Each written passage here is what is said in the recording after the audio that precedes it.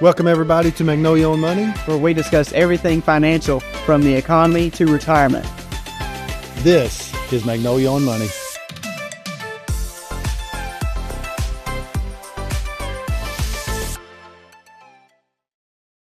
Welcome back everybody. Today's show is on beneficiary designations and a couple of choices that you may be choosing by default or not really realizing that you can choose. So when we're dealing with beneficiary designations, typically you think of that with your accounts that you have your 401k in, any kind of investment accounts, you're listing beneficiaries. There's two, line items that you normally would choose would be your primary beneficiaries and then contingent beneficiaries. Primary is your first line. So if you pass away, these are the first people in line to get it.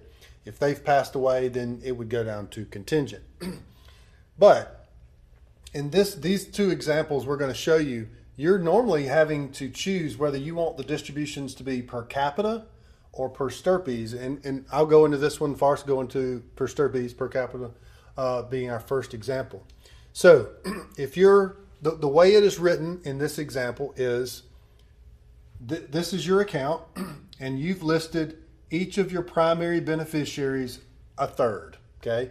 And most people are missing contingent beneficiaries. So we're gonna just assume that there's no contingents listed, that we just have our primary beneficiaries. So each one of them is going to get a third. So if you pass away, okay, and all of them are living, each one gets a third. But what happens if you pass away along with these two, or they predecease you, and you just have one living primary beneficiary? What happens to B and D's descendants? What happens to their, or not their descendants, what happens to their piece of the pie? What happens to their third? Well, in per capita, you take their third and their third, and you add those two together, and then everybody that's on this second line, which would be child D, we'll say these are children, child D's 3 children, and child B has 2 children, you would take those thirds and divide these 2 thirds, divide it by 5, and each one of them would get this percentage, okay? That's called per capita. So a lot of people think of more on the per stirpe side, which Forrest is about to go over. You need to make sure when you're looking at beneficiary designations that you understand which box you're choosing, per capita or per stirpes. Okay.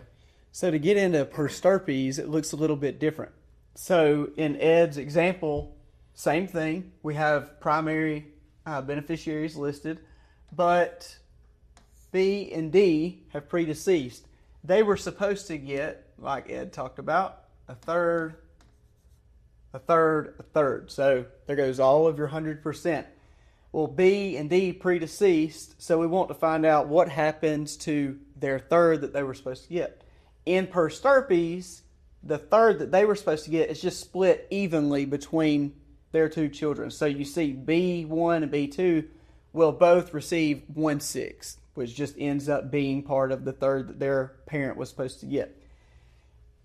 Now, if we look at D, it's split 3 different ways. So they get a ninth, a ninth, and a ninth, which ends up being tying back to the third their parent was supposed to receive. So essentially what happens is it split evenly the way it was supposed to through the bloodline and then through their descendants. Yeah. So you want to make sure either one you can do. You just want to know which one have you chosen on your beneficiary designations. Which box do you choose? I will say some beneficiary designation forms do not give you a box to check. They will typically put this as the default option, but it's good to know. You can, if you read the beneficiary language, it will tell you typically which one is the default option.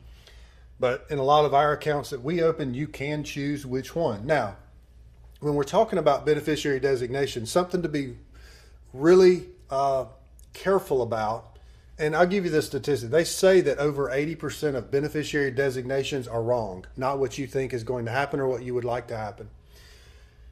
But if one of these people that you list on here, a lot of people say, well, I want my primary beneficiaries to be my children. So we'll say, here, these are the children.